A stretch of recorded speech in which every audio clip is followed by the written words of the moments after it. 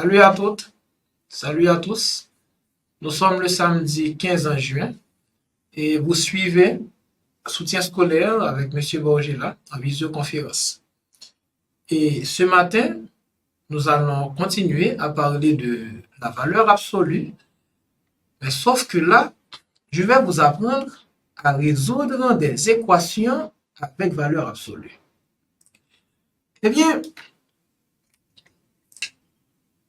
une équation avec valeur absolue, vous devez comprendre qu'elle peut être ce qu'on appelle une équation de base. Quand vous parlez d'équation avec valeur absolue, ça peut être une équation de base, une équation ordinaire, mais ça peut aussi être ce qu'on appelle une équation classique. Et ce matin, je vous apprendrai donc à résoudre des équations ordinaires avec valeur absolue, parce que les techniques que je vais utiliser pour les résoudre, c'est des techniques, c'est des méthodes adaptées à ce type d'équation. Donc, vous allez voir que vous pouvez résoudre, n'est-ce pas, de telles équations géométriquement. Cela veut dire sans faire de calcul. Un petit schéma vous donne les solutions. Ou bien encore avec une propriété du cours. Mais par contre, ce n'est pas toutes les équations que l'on peut résoudre avec ces approches. Il y a une approche globale qui permet à l'enfant de résoudre n'importe quelle équation, qu'elle soit basique, qu'elle soit classique. Là, c'est quand nous calculons ou bien encore nous enlevons les barres de la valeur absolue en utilisant un tableau de signes. Ça, ce sera pour la prochaine séance. Donc là, comme je viens de vous le dire, quand nous parlons d'équations avec valeur absolue, alors là, nous avons des équations avec valeur absolue. Voilà.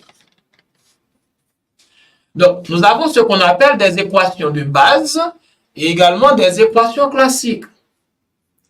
Là, on va apprendre à résoudre des équations de base qui ont la forme suivante. Valeur absolue de x qui est égale à b. Valeur absolue de x moins a qui est égale à valeur absolue de x moins b. Eh bien, ce type d'équation, vous allez apprendre à les résoudre géométriquement. Résolution géométrique.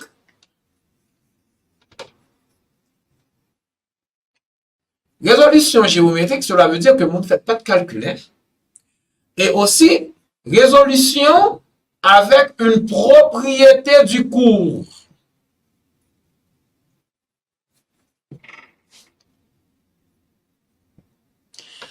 Et là, on va commencer avec la première forme. Moi, comme j'aime le faire, bon, c'est mon style, j'aime alors partir du concret pour arriver à l'abstrait. Je prends la première forme. La valeur absolue de x qui est égale à b. Bien entendu, on va essayer de le faire dans un cadre théorique. Mais bien avant, pourquoi ne pas venir avec un exemple qui est plus rapproché de l'enfant? Mais avant de considérer l'exemple, cette équation ne se définit pas se définit avec condition. Donc, vous savez très bien que la valeur absolue d'un réel n'est jamais négative, parce que là, c'est des équations que nous résolvons dans R. Nous avons la fameuse condition, le B, n'est-ce pas, qui doit être supérieur ou égal à 0. Cela veut dire positif ou nul. Donc, si je vous demande de résoudre l'équation suivante, la valeur absolue de x qui est égale à, par exemple, 3. Mais, on aimerait résoudre cette équation géométriquement, sans faire de calcul. Mais comment peut-on procéder? Si nous allons résoudre une telle équation géométriquement, ce que moi, je conseille, c'est d'abord d'essayer, d'analyser le problème et aussi de l'interpréter. Au premier membre, nous avons la valeur absolue de x. Oui, mais qu'est-ce que cela veut dire valeur absolue de x? Et là, c'était expliqué au niveau du premier cours. La valeur absolue de x, cela veut dire la distance entre x par rapport à 0, que je peux aussi écrire de cette manière. Et là, c'est très important.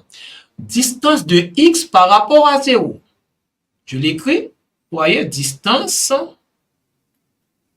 entre x et 0. Ça, c'est pour le premier membre. Mais de l'autre côté, vous avez le 3. Et ce 3, il est positif. Cela veut dire qu'il n'y a pas de problème. Ce 3 veut dire quoi? Eh bien, cela veut dire qu'il y a un écart entre 0, bien entendu, qui est, vous voyez, donc l'abscisse de l'origine, et un autre réel, x, qui est l'abscisse de point M qui se déplace sur la droite, et cet écart est égal à 3 intervalles. Ce 3 que vous avez veut dire que l'écart entre ce x et 0 est égal à 3 intervalles. 3 unités. Tout dépend de la façon dont vous allez graduer votre droite. Ça, c'était pour l'interprétation. L'équation en elle-même, qu'est-ce que cela veut dire? Valeur absolue de x moins 0 égale à 3. Donc, si je retourne en 9e année fondamentale, et même bien avant, en 8e pour certaines écoles, quand les enfants apprennent à résoudre les équations de base, eh bien, tout d'abord, ils apprennent que résoudre une équation, c'est trouver la valeur de l'inconnu qui vérifie l'égalité. Eh bien, ce n'est pas différent pour ce qu'on a au tableau. Résoudre cette équation veut dire trouver la valeur de x, comme c'est x l'inconnu, qui permet de vérifier l'égalité. Cela veut dire par quelle valeur peut-on remplacer x pour que par rapport à 0, l'écart soit de 3? On ne sait pas. Et comme on a imposé résolution géométrique, la première chose qu'on fait, on fait une droite. La droite derrière. Notre moins l'infini plus l'infini. Et comme nous parlons de distance, la distance entre 0 et un réel quelconque, un x qui est l'abscisse de point M qui est sur la droite, mais le x, je ne peux pas le placer encore. Je ne peux pas deviner là où il se trouve. Mais par contre, le 0, je sais qu'il est là. C'est l'abscisse de O. L'origine, vous voyez que vous avez sur la droite.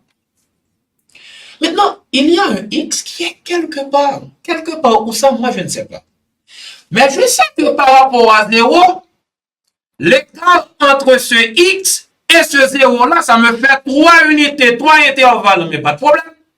Mon 0, il est là. Je compte 3 unités. 1, 2, 3. Oups. Oh, si mon x est là, cela veut dire que ça me permet de vérifier l'égalité. Par rapport à 0, effectivement, on a 3 intervalles. Oui, mais quelle est la valeur que nous avons de ce côté? Bon, je ne sais pas encore pour la valeur. Mais je sais que si mon M est là, ce M qui a pour abscisse x, l'écart entre ce x par rapport à 0 va me donner 3 intervalles, vraiment. Oui, mais sauf que là, il y a un autre problème. On a seulement dit à l'enfant, arrangez-vous pour trouver la valeur de l'inconnu qui vérifie l'égalité. Oui, mais si vous êtes là, par rapport à 0, vous avez effectivement 3 intervalles. Mais vous savez que ces 3 intervalles peuvent se trouver aussi de l'autre côté. Sans problème, l'enfant fait 1, 2, 3 intervalles réguliers. Et voilà une deuxième valeur pour mon x. Maintenant, à partir de ce moment, après avoir trouvé les différentes positions de M sur la droite, ce M qui a X pour abscisse, on peut identifier les valeurs maintenant, les valeurs de X. Il ne faut pas confondre la valeur de X et sa distance par rapport à 0. Et comme valeur, ça c'est 1, ça c'est 2, et mon X dans ce cas prend la valeur 3. Si ça c'est 0, ça c'est moins 1, ça c'est moins 2, et mon X dans ce cas qui prend la valeur moins 3. Donc, par rapport à 0, j'ai 3 comme valeur, j'ai moins 3 comme valeur. Donc, l'expérience me permet de constater quelque chose. Après avoir présenté un tel cas, le plus souvent, les enfants vous disent, mais monsieur, pourquoi est-ce que x prend moins 3? Mais la valeur absolue n'est jamais négative. Comment peut-on trouver moins 3? Attention, il ne faut pas confondre la valeur que x peut prendre et l'écart qu'il y a entre cette valeur et 0. Là, c'est la valeur que x prend. Et quand nous avons une telle valeur, par rapport à 0, ça me fait effectivement 3 intervalles. Par rapport à 0, ça me fait effectivement 3 intervalles. Par conséquent, je suis prêt, je peux donner mon ensemble solution qui me fait moins 3, 3. Sans faire de calcul, j'ai résolu cette équation de base. De manière générale, si vous voulez résoudre ça comme équation, valeur absolue de x égale à b, sans oublier de dire à l'enfant que le b est positif ou nul, approche géométrique, eh bien voilà, c'est la distance de x par rapport à 0. Eh bien, mon x, n'est-ce pas, peut être à b intervalle par rapport à 0, et mon x qui peut prendre la valeur b ou bien encore la valeur moins b. Donc, l'ensemble solution de cette équation me fait moins bb. Maintenant, si vous pouvez comprendre cela, cela veut dire que vous pouvez aller plus loin. On va vous donner une équation, certes, avec la même forme, mais la distance ne va pas se calculer par rapport à 0. Est-ce qu'on a ce droit en mathématiques? Mais bien sûr. Bon, les mathématiques, c'est ça. C'est l'imagination. C'est aller au-delà de ce qu'on pourrait imaginer. Alors, admettons que maintenant, je vous demande de résoudre ça. La valeur absolue de x moins 1 qui est égale à 4. Mais si nous pouvons comprendre la première équation, mais comprendre la deuxième, c'est pas sorcier, ça. Première chose, il faut qu'on soit en mesure d'interpréter et le premier et le deuxième membre. Et là, c'est très important. Qu'est-ce que cela veut dire, monsieur? La valeur absolue de x moins 1. Et je parie que vous avez la réponse. La valeur absolue de x moins 1, là, je l'écris pour vous en français, c'est la distance entre les réels x et 1. C'est pas x et moins 1. N'oubliez pas qu'une distance est calculée à l'aide d'une différence. Ce moins que vous avez, c'est ce qui exprime la notion de distance. Et là, ça crée pas mal de confusion chez les élèves. Voyez ce moins? C'est ce qui me dit que je suis en train de calculer une distance entre x et 1. Et là, ça doit être clair, parce que si l'interprétation n'est pas correcte, vous ne pourrez pas trouver la solution. Maintenant, la distance entre x et 1 est égale à 4 unités, 4 intervalles. Maintenant, si vous voulez interpréter l'équation en elle-même, vous allez me dire, monsieur, par quelle valeur peut-on remplacer x pour qu'il soit à égale distance, désolé, pour qu'il soit à 4 intervalles de 1? Tout d'abord la droite. Voilà. La distance se calcule par rapport à 1. Là, je ne vais pas mettre 0. Ça se calcule par rapport à 1. Je mets 1. Mon x doit se trouver où ça? Pour que par rapport à 1, l'écart soit de 4 intervalles, 4 unités. On vient 1, 2, 3, 4 intervalles à droite. Mon x, il est là. Première position. Mais je peux aussi l'avoir de part et d'autre de 1. 1, 2, 3, 4. 4 intervalles à gauche. Il y a 2 positions possibles. Mon x, il est là. Il est aussi là. Dernière étape, maintenant, nous allons préciser les valeurs. Et ça, c'est 1. Ça, c'est 2. Ça, c'est 3. Ça, c'est 4. Mais ça, c'est 5. Première valeur pour x. Là, c'est 0. Là, c'est moins 1. Là, c'est moins 2. Et là, c'est moins 3. Deuxième valeur pour x. Eh bien, j'en déduis que x peut prendre les valeurs suivantes, moins 3 et 5. L'ensemble solution de notre équation devient moins 3, 5.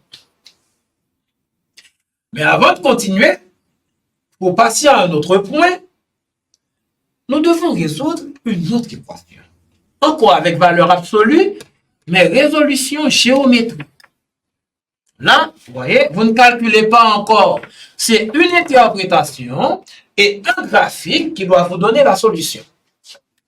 Ou bien encore la solution. Et voilà ce que je vous propose maintenant. Valeur absolue de x plus 5 qui est égale à 2. Pas de calcul. Nous devons résoudre cette équation géométriquement, graphiquement. Cela veut dire sans faire de calcul. Oh, mais d'accord, pas de souci. C'est ce que monsieur avait dit. Tout d'abord, on commence par interpréter le premier membre. On interprète le deuxième. Et on fait une interprétation globale qui renferme, n'est-ce pas, l'équation. Bien encore en tenant compte de l'équation. Bon, qu'est-ce que cela veut dire? Valeur absolue de x plus 5. Waouh!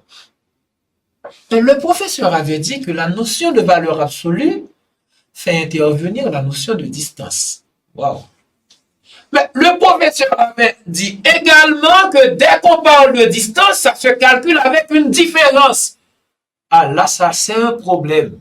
Je ne vois pas de différence au tableau. On a mis valeur absolue de x plus 5. Et là, c'est un handicap. Mais comme les maths sont une matière qui nous porte à réfléchir, rapidement, on comprend que sans ce moins mis en évidence, on ne pourra pas interpréter. Je ne peux pas interpréter si je n'ai pas ce moins. D'ailleurs, c'est ce qui exprime la notion de distance. En bien, ce plus qui est là, je peux l'utiliser, je peux le décomposer pour mettre mon moins en évidence.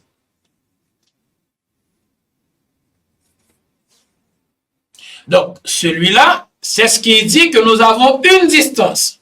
Cette distance, c'est entre x et moins 5. Et là, c'est très important. Donc, première interprétation, nous avons la distance entre deux réels. Entre x et moins 5. Un réel connu et un autre qui est l'abscisse de point M qui est sur la droite. Maintenant, par rapport à ce moins 5, cette distance doit être égale à 2 unités, 2 intervalles. Par quelle valeur peut-on remplacer x pour que par rapport à moins 5, la distance, n'est-ce pas, nous donne 2 unités ou bien encore 2 intervalles? On ne sait pas encore, on n'a qu'à tracer la droite. Le moins 5, il est là.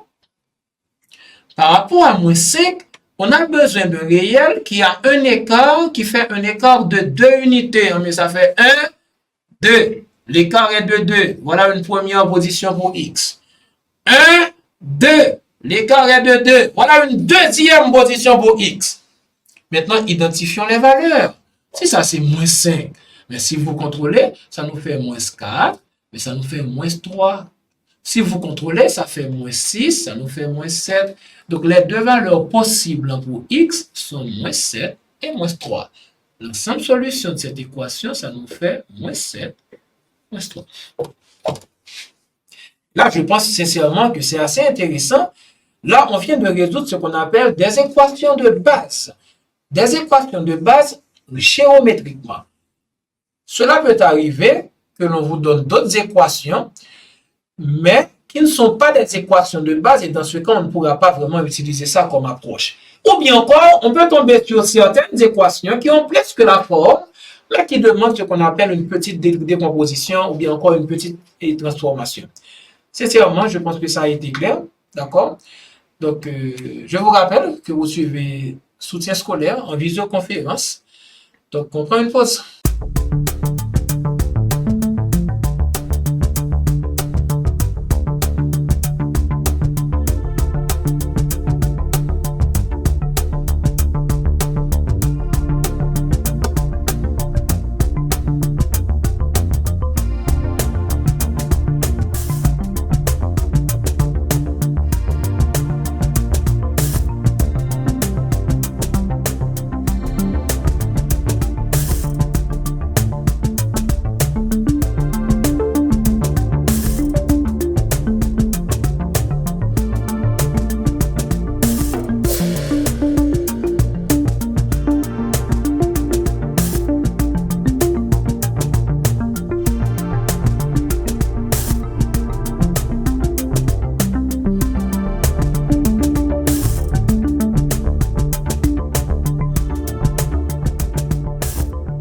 Nous sommes de retour.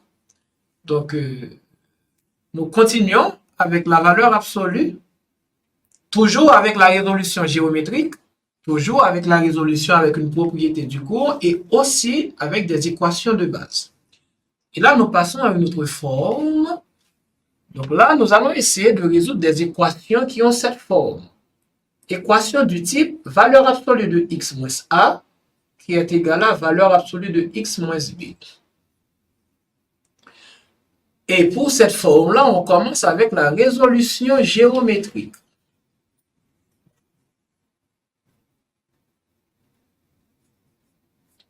Voilà. Eh bien, comment résoudre de telles équations géométriquement? Et comme je vous l'avais dit tantôt, il faut commencer par interpréter l'exercice, ou bien encore l'équation.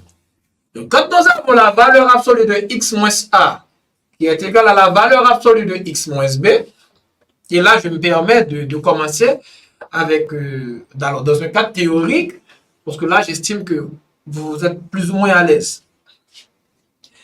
On commence par interpréter le premier membre. Valeur absolue de x moins a. Qu'est-ce que cela veut dire? Cela veut dire que nous avons une droite, la droite des réels. Sur cette droite, nous avons un point A, d'abscisse A. Il y a un point M quelque part qui se déplace sur la droite, mais qui est d'abscisse X. Cela veut dire que là, nous avons la distance entre X et A. De l'autre côté, vous avez un point B sur la droite, d'abscisse B, et encore ce fameux point M d'abscisse X qui se déplace sur la droite. Ce qui nous donne la distance entre X et B. Si je me permets de faire un petit schéma, vous voyez? Mais bien avant de faire le schéma, si on interprète l'équation, qui ça t'a dit? La valeur absolue de x moins a qui est égale à la valeur absolue de x moins b. Cela voudrait dire, par quelle valeur peut-on remplacer x pour qu'il soit à égale distance de a et de b? Il n'y a rien de compliqué. Par quelle valeur peut-on remplacer x pour que sa distance par rapport à a soit la même de la distance que nous avons par rapport à b? Mais avec un vocabulaire plus soutenu, plus léger, plus agréable. On va dire, pourquoi peut-on remplacer x pour qu'il soit à égale distance de a et de b? Vous allez voir que c'est très simple. Tout d'abord, l'enfant commence par faire sa droite. Là, nous avons un point A d'abscisse A, un point B d'abscisse B, et un point M d'abscisse X qui se déplace sur la droite. Mais comprenez déjà que si mon X doit être à égale distance de A et de B, le M doit être le milieu du segment AB. Donc M doit être là. Donc le X dans ce cas, il est à égale distance de A et de B. Donc pour que X soit à égale distance de A et de B, donc comprenez déjà que M doit être le milieu du segment AB. Un petit exemple. Valeur absolue de X moins 1 qui est égale à la valeur absolue de x moins 5. D'accord? L'interprétation. La distance entre x et 1, la distance entre x et 5. Maintenant, j'aimerais bien trouver la valeur de x pour qu'il soit à égale distance de 1 et de 5. Vous voyez, n'oubliez pas que ce moins traduit la notion de distance. Distance entre x et 1. Distance entre x et 5. Eh bien, je commence par dessiner ma droite. Voilà. Là, je vais devoir graduer la droite normalement. Là, c'est 0. Là, nous avons 1. Là, nous avons 2. Nous avons 3. Nous avons 4. Nous avons 5. Okay? Là, vous avez un point A quelconque d'abscisse 1. Un point B quelconque d'abscisse 5. Mais le M doit être le milieu du segment AB. Votre x qui doit être à égale distance de 1 et de 5 doit être au milieu du segment. Donc déjà, vous comprenez que votre x il est 3 sans faire de calcul. Donc finalement, l'ensemble solution de notre équation, c'est le singleton 3. Très simple, sans faire de calcul. Maintenant, cette même équation peut être résolue avec une propriété du cours. Là, c'était une résolution géométrique. La même forme peut être résolue avec une propriété du cours. Oui, mais quelle propriété? N'oubliez pas qu'au début, je vous avais dit qu'il y a plein de propriétés que je n'ai pas encore données, mais celle-là, vous ne l'avez pas encore. Eh bien, si nous observons, nous analysons la forme de l'équation, nous constatons qu'il y a valeur absolue des deux côtés. Eh bien, vous comprenez déjà que si vous avez ça, la valeur absolue de A qui est égale à la valeur absolue de B, quel est le rapport qu'il y a entre A et B pour qu'ils aient la même valeur absolue? Pour que la valeur absolue de l'un soit égale à la valeur absolue de l'autre. On va vous dire que ou bien A et B sont égaux,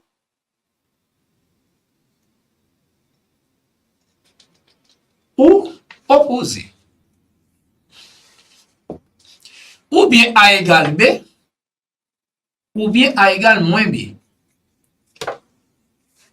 Et un petit exemple, si je prends la même équation qui est là, la valeur absolue de x moins 1 qui est égale à la valeur absolue de x moins 5 et qu'on nous demande de résoudre avec une propriété du cours, pas de graphique dans ce cas. Calcul. La première chose, le premier réflexe, c'est de voir la propriété. Le professeur a insisté, il a dit propriété. Mais si vous voulez faire ça avec un tableau de signes, même quand vous allez trouver la réponse, là, on n'aura guère le choix que de sanctionner la copie avec, disons, une mauvaise note. Parce que l'enfant n'aura pas respecté la consigne. Eh bien, quelle est la propriété qui me permet de résoudre une telle équation? Eh bien, valeur absolue des deux côtés, ou bien A égale B, x moins 1 est égal à x moins 5, ou bien A égale moins B. Voilà. Et là, il faut aller jusqu'au bout. X moins x qui est égal à moins 5 plus 1. 0 est égal à moins 4. Mais là, vous savez qu'il faut laisser l'inconnu pour l'interprétation. Maintenant, par quelle valeur peut-on multiplier 0 pour avoir moins 4? Je n'ai pas besoin de vous dire que là, cette valeur est impossible à trouver. Là, c'est impossible. La deuxième équation maintenant, x moins 1, qui est moins x plus 5, x plus x, ce qui va nous faire 5 plus 1, 2x qui nous fait 6, et x qui nous fait 6 sur 2, la réponse qui nous fait 3. Vous voyez, on va trouver pratiquement la même solution. Et voilà. Donc, ce n'est pas différent. Donc, en résumé, vous voyez, donc vous avez appris à résoudre ces équations-là, des équations de base, de la forme valeur absolue de x moins a égale b, valeur absolue de x moins a égale valeur absolue de x moins b, mais c'est des résolutions géométriques, ou bien résolutions avec une propriété du cours. Maintenant, après, je vous apprendrai à résoudre les équations avec une approche globale, soit de base ou non, en faisant intervenir un tableau de signes. Mais là, pour comprendre un tel cours, il faut avoir les prérequis nécessaires. Il faut qu'on ait déjà appris à étudier le signe d'une expression algébrique. D'accord? Alors, sincèrement, je pense que ça a été très bénéfique. Je vous dis merci. D'accord? Donc, c'était très intéressant. À la prochaine.